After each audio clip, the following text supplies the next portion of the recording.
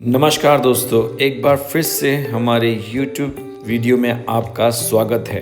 और इस वीडियो में दोस्तों हम बात करना चाहेंगे कलीसिया में लोगों के आने के विषय में। आज आप बड़ी बड़ी कलीसियाओं में जाते हैं, चर्च बिल्डिंग तो बहुत बड़ी होती है, लेकिन लोगों की जो संख्या है वो बहुत कम होती है।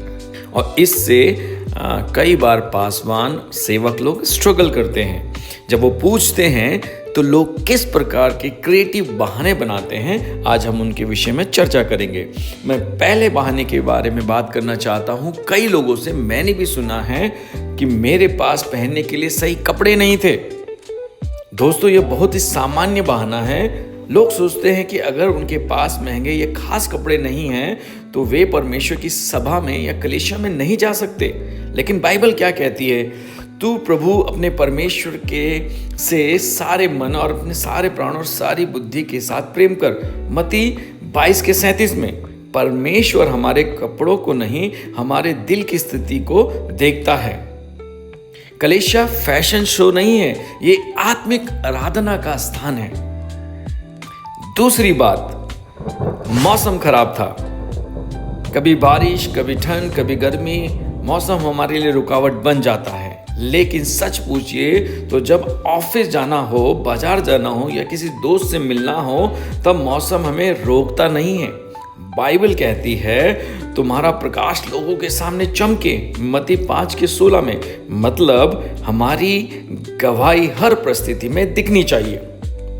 तीसरा बहाना, मेरा मन नहीं था जाने का।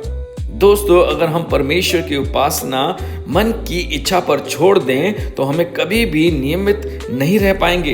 बाइबल कहती है मसीह ने हमारे लिए दुख उठाकर हमें एक उदाहरण दिया कि हम उसके पद चिन्हों पर चलें। पहला पत्रस 2:21, यानी हम मन के हिसाब से नहीं, आज्ञाकारिता के हिसाब से चलना है। बहाना नंबर 4, मेरे पास जाने का कोई साधन नहीं था। हाँ, यह भी एक सामान्य बहाना है, लेकिन सवाल है क्या हमने सचमुच कोशिश की? कई बार अगर हम किसी पार्टी या काम के लिए जाना चाहते हैं तो साधन ढूंढ ही लेते हैं। बाइबल में इथियोपियन खोजा जो था, प्रेरितों के काम 8:26, एक लंबा सफर तय कर रहा था परमेश्वर को खोजने के लिए। अगर हमारा मन सच्चा हो तो रास्ता मिल ही जाता है। बहाना नंबर 5, बच्चे नहीं चाहते थे कि मैं जाऊं। दोस्तों, बाइबल माता पिता को सिखाती है कि वे अपने बच्चों को प्रभु की मार्ग की शिक्षा दें। हे पिताओं, अपने बालकों को रीस ना दिलाओ, परंतु उन्हें प्रभु की शिक्षा और चेतावनी देते हुए बड़ा करो। इफिसियों 4:6। अगर हम बच्चों के कारण चर्च नहीं जाते या कलीसिया में नहीं जाते तो हम उनके आत्मिक जीवन को भी नुकसान पहुंचा रहे हैं। बहाना नंबर 6, हमारी जो मंडली है, हमारी जो कलीसिया है वो दोस्ताना नहीं है, व्यवहार अच्छा नहीं है। कभी कभी हमें लगता है कि चर्च में लोग हमें अपनाते नहीं, लेकिन सच्चाई ये है कि कलीसिया एक परिवार है और परिवार को प्यार और धैर्य से बनाया जाता है। वे प्रेरितों की शिक्षा, संगति, रोटी तोड़ने और प्रार्थना में लौलीन रहे थे। प्रेरितों के काम 2:42। अगर हम दूसरों से दोस्ताना रहेंगे तो वे भी हमसे दोस्ताना होंगे। बहाना नंबर 7, हर रविवार जाना जरूरी नहीं है। दोस्तों, ये बात मैंने कई बार सुनी है। शुरुआती कलीसिया ने हर रविवार को संगति की। पहले दिन जब चेलों ने रोटी तोड़ने के लिए इकट्ठे हुए, प्रेरितों के काम 20 के साथ, चर्च कलीसिया एक विकल्प नहीं है, यह आत्मिक जीवन का हिस्सा है, ये जरूरी है। बहाना नंबर 8, घर पर मेहमान आए हुए थे। यह बहुत बड़ा बहाना है, पर सवाल यह है कि हमें परमेश्वर को प्रथम रखना चाहिए या नहीं। यीशु ने कहा, यदि कोई मेरे पीछे आना चाहे तो वो अपना आप का इनकार करे और प्रतिदिन अपना क्रूस उठाए और मेरे पीछे हो ले। लूका 9:23। मतलब हमें अपनी प्राथमिकताओं को परमेश्वर के अनुसार रखना है, परमेश्वर को पहला स्थान रखना है। बहाना नंबर 9, हम घूमने चले गए थे। दोस्तों, आनंद और मनोरंजन गलत नहीं है, लेकिन जब वह उपासना की जगह ले ले तो ये खतरा है। पहले तुम उसके राज्य धर्म की खोज करो तो ये सब वस्तुएं तुम्हें मिल जाएंगी। मत्ती 6:33। यानी परमेश्वर पहले, बाकी सब बाद में।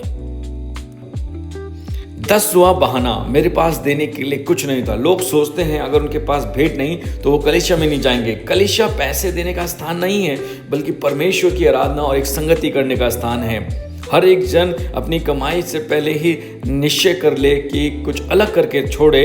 1 कुरिन्थियों 16:2 में परमेश्वर मन की उदारता को देखता है, रकम बड़ी या छोटी बिल्कुल भी नहीं। बहाना नंबर 11, प्रवचन बहुत लंबा है, मैसेज जो है बहुत लंबा है।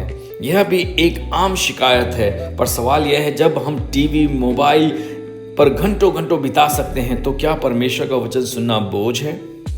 हम अपनी सभाओं को ना छोड़ें। इब्रानियों उसका 10:25 में हम पाते हैं, प्रवचन हमारी आत्मा के लिए एक भोजन है, तो जरूर आप वचन को सुने। बहाना नंबर 12, मुझे तो जरूरत नहीं है। कई बार लोग बोलते हैं मुझे क्या जरूरत है, महीने में एक बार चले जाए हो जाएगा। यह सबसे खतरनाक सोच है। बाइबल कहती है परमेश्वर चाहता है कि सब मनुष्य उद्धार पाएं और सत्य का ज्ञान प्राप्त करें। 1 तीमुथियुस 2:4, हर इंसान को परमेश्वर की जरूरत है, चाहे वो माने या ना माने। दोस्तों, बहाने तो बहुत हैं, लेकिन बाइबल हमें याद दिलाती है हमें अपनी संगति को नहीं छोड़ना, बल्कि एक दूसरे को उत्साहित करना है। तो आइए अगली बार बहाना बनाने के बजाय हम प्रभु की आराधना में पूरे मन से शामिल हो, क्योंकि यही हमें आशीर्वाद और आत्मिक शक्ति देता है। धन्यवाद दोस्तों।